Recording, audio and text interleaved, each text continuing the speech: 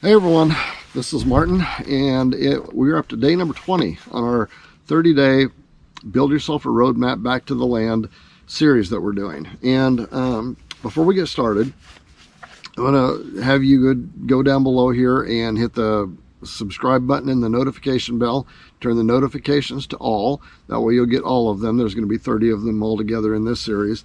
And the next thing I would have you do is... when we got started, we decided to stop and write a companion book to go along with the video series. You do not need the book to go through the series and get the information. It's a little better probably organized in here than my videos are. And there's places to make notes and things like that. If you want a copy of that, you can go to the description down below, see how you can get one from Amazon. We also have a $3 cheaper version of it that you can get directly from us. It's a pre-edited version that has typos in it. So if you want the typo version, you can go ahead and get that a little bit cheaper directly from us. Okay, so let's get started on livestock. Livestock is something that we have not been terribly involved in. We have done some small livestock in a town actually where we were at. So as you know, this isn't a series of how to raise livestock or how to grow gardens or anything like that. This is a how to build a roadmap for yourself back to the land. And with many people, livestock is a goal in that journey. And so if you are ready to, if you're on that journey or started the process of going back to the land and you want to figure out how to integrate livestock into that, you want to at some point in the future, and you want to get started before you actually get there, that can be done. And it can be done in various ways that we're going to cover a couple of here in a minute. And but to let you know, right now on our piece of land, we are not engaged in livestock down here, raising them or anything like that. Our schedule just kind of doesn't allow for that, and of the daily tending of them. So at this point, we're not doing livestock down here, but there was a time where we lived in a town that we did want to start supplying meat for our family table, and really didn't know where to start with that. So we started with rabbits. The town that we were in did not allow for the raising of poultry in town, like chickens, and where a lot of places do now. So there's ways that you can actually be involved in raising chickens if you want to do that. We needed to stay with something that was quiet and sort of discreet, and nobody would actually even know that they were there. And so we went with rabbits. And rabbits were actually very, very easy. I discovered very, very easy to raise. I didn't know hardly anything about it. I barely understood it, and we still had a prolific rabbit farm going in our backyard, and it was just that easy.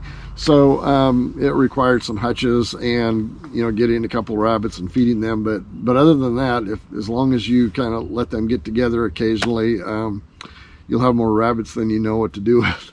And it worked really well for us in that small livestock area.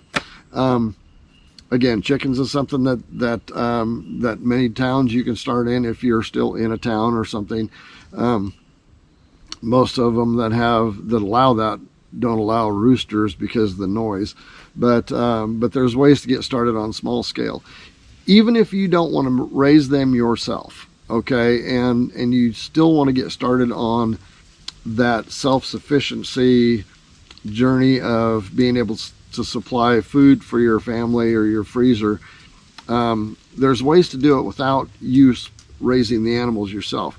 We were never in a place where we could raise large livestock, and but I always wanted to have beef in the freezer.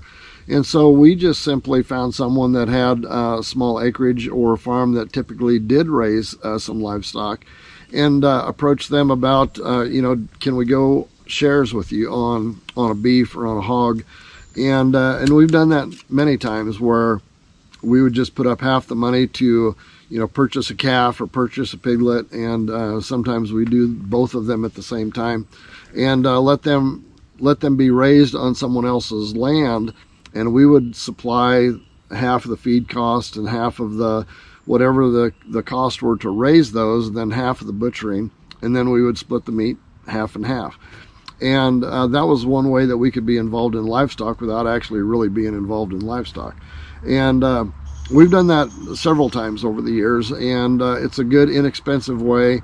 I mean, sometimes it doesn't cost a whole lot less than if you're just going to the supermarket and buying beef or pork or whatever. But it does. It generally yields, in my opinion, better quality meat, a better quality product. So that's one way that you can do that. Obviously, I mean, there's, even the simpler way is just simply go and find farmers or ranchers that will raise and slaughter the beefs or the hogs, and then just put yourself on their contact list. As next time you're getting ready to do that, call me and I'll either purchase a quarter or a half or maybe even a full beef or something like that, where at least you're kind of bypassing the stores and the process that you don't know anything about, and going directly to the source where you do know the people, the farmer, the rancher, how they raise their livestock and fed them out, so that it's always been something that we felt the quality was better of when we went directly to the source. So there's ways that you can do that. Again, if you're dreaming of at some point having small livestock, or I would call medium-sized livestock like goats or things like that, for dairy or whatever, you can start small right where you're at generally, with like rabbits or chickens. So give that some consideration. Like I said, that's not something that's in our arena right now, because we just don't have the ability to tend them every single day. So maybe it will be some point in the future, but if you want to get started on it, there's ways you can find to get started on it. I recommend rabbits. Rabbits were easy. If I were in a place where I was starting from scratch and wanted to put meat in my freezer and didn't have any other way to do it, I would have rabbits and rabbit hutches. So tomorrow we're going to be going into food preservation a little bit. And so remember, hit the subscribe button down below, the notification bell, and we'll see you tomorrow. If you've enjoyed this video, give it a like and a share, and don't forget to hit the subscribe button down below and the notification bell. See you next time.